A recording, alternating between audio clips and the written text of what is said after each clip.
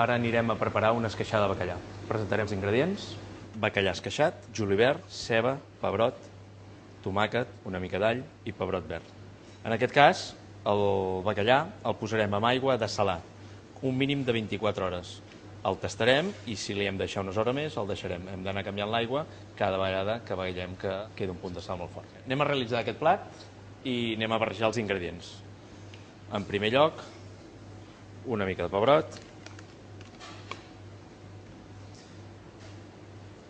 més pebrot, pebrot verd, tomàquet, ceba, una mica de llet,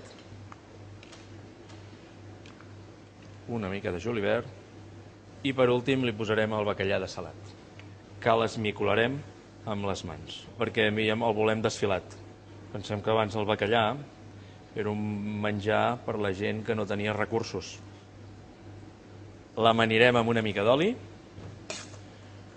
el barrejarem bé. En aquest punt del plat tastarem per si no fos cas que necessitéssim pujar una mica de sal i quan ja el tenim lo suficientment amanit i al punt de sal, procedirem a l'emplatat.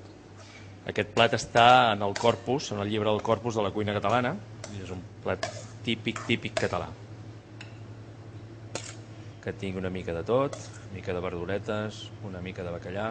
Ens ajudem amb un aro d'acer inoxidable per donar-li una mica de forma.